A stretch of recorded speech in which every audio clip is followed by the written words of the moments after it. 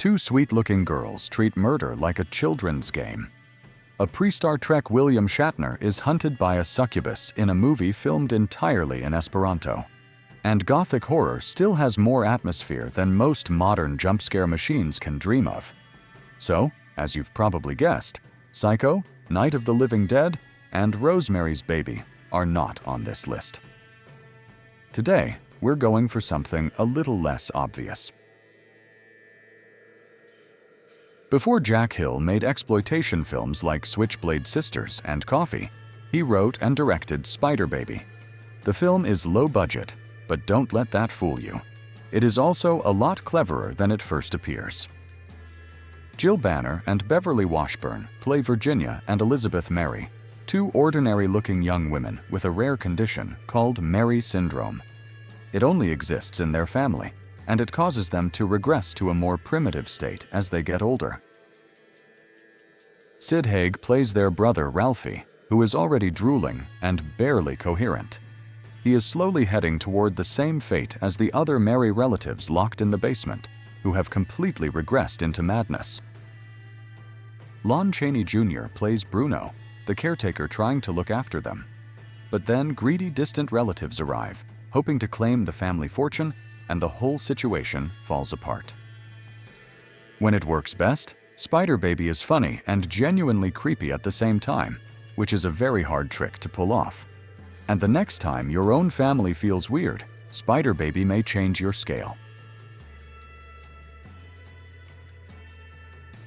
The Brain That Wouldn't Die is not anyone's idea of great cinema, but it is a very odd, very entertaining Mad Doctor movie. Jason Evers plays Dr. Bill Courtner, and Virginia Leith plays his fiancée, Jan Compton. The two of them are driving to his family's country house when they get into a terrible car accident. Jan is decapitated, but Dr. Courtner is an expert in transplants, so he decides to keep her head alive and look for a new body. Soon, Jan's head is sitting in his lab while the doctor plans a surgery that is both groundbreaking and completely insane. First, though, he needs to find a body. The film also brings in Eddie Carmel as the monster. In real life, Carmel suffered from gigantism and acromegaly. And there are a few more details you should know. There is also a racy stripper fight after the doctor goes looking for a body, and a surprising amount of blood for the time. Incubus was directed by Leslie Stevens, the creator of The Outer Limits, and stars a young William Shatner. It was also one of the earliest movies ever shot entirely in Esperanto. The story takes place near a magical well with healing powers, a place where alluring succubi hunt for hell-bound souls. When a wounded young soldier arrives looking for help, he gets pulled into a fight for his life. Over the years, stories about a supposed curse followed Incubus. Milos, who played the Incubus, killed Barbara Ann Thompson Rooney, Mickey Rooney's estranged wife, before turning the violence on himself in 1966. Ann Atmar, who played Shatner's sister, also died by her own hand after the film was finished.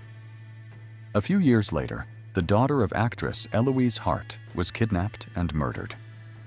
Even the film itself seemed to vanish for decades, with the original materials believed lost before a surviving print was eventually found in France. The concept is mind-blowing, even if the execution is far from perfect. Now, 60 years after its release, there really is no other movie like Incubus, and maybe, thankfully, there probably never will be.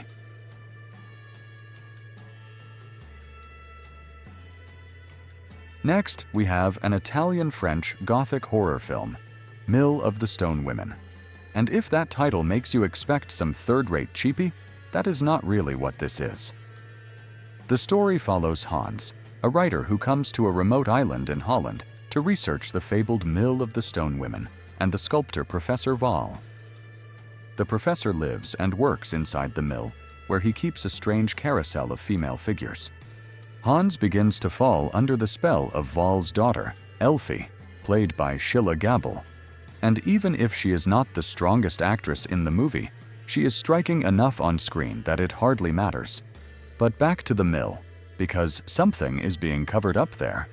And there is a reason why the professor's wax women look so disturbingly lifelike. The setting does a lot of the work here, and the film is also remembered as the first Italian horror film shot in color. When it was released in a dubbed version in the United States in 1963, the English-language credits claimed it was based on a story from a collection called Flemish Tales by Peter van Weygen. But the book did not exist. Neither did Peter van Weygen. Both were invented by the publicity department.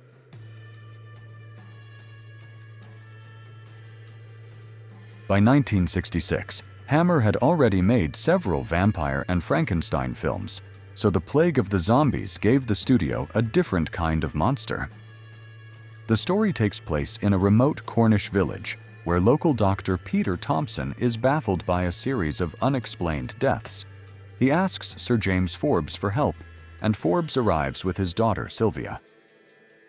The film was shot on Hammer's Bray backlot, with Berkshire standing in for remote Cornwall. It has the studio's familiar sets, costumes, and day-for-night scenes, but the zombie angle gives it a slightly different flavor, and the female characters get a fair amount of screen time, as well as scream time. One of the standout moments is a dream sequence with the film's best zombie attack, where gray-faced bodies rise from the grave and move through angular framing. And hopefully, by this point, I have listed enough reasons to make this one sound worth watching. You cannot spend too long in classic horror without running into Peter Cushing and Christopher Lee. In this case, we get both of them in The Gorgon. This time, Hammer mixes Greek mythology with Eastern European Gothic horror. In the remote town of Vandorf, people have been dying for years, and their bodies are turning to stone. A young man named Bruno is blamed for one of the deaths, but his father, Professor Heitz, believes he is innocent and suspects the murders are connected to the local legend of Megera, a gorgon whose face can turn people to stone. The script is built around more surprise turns than the usual straight-line Hammer plot. There is more going on under the surface too, especially in the triangle between Richard Pascoe, Barbara Shelley, and Peter Cushing, which is handled with some subtlety. Even the casting of Cushing and Lee reverses the roles they usually played for Hammer.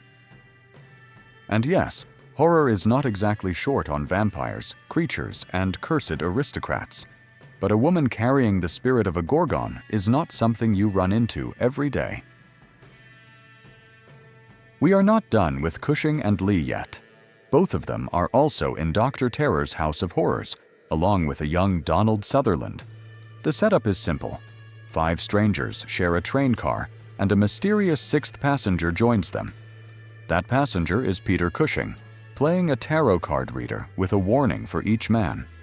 One by one, he reads their cards and foretells their doom. He also tells them there may still be a small chance to avoid what is coming. The film packs 5 separate stories into one average-length movie, so it keeps moving. Christopher Lee plays one of the passengers, and for a change, he is the skeptic.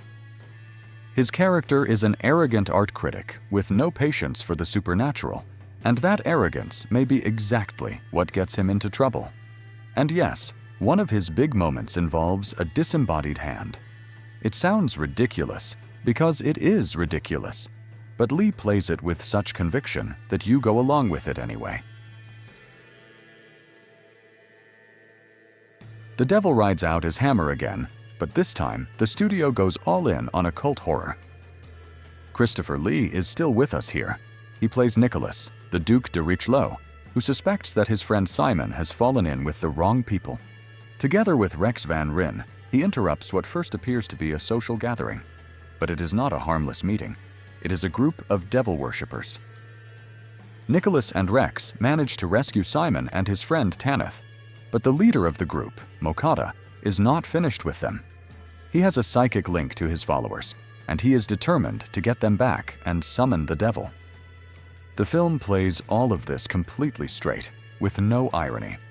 And the big set piece is the ceremony in the woods, where the goat of Mendes, the devil himself, is summoned. I once made a video about Edgar Allan Poe adaptations, and I really wanted to include Castle of Blood there.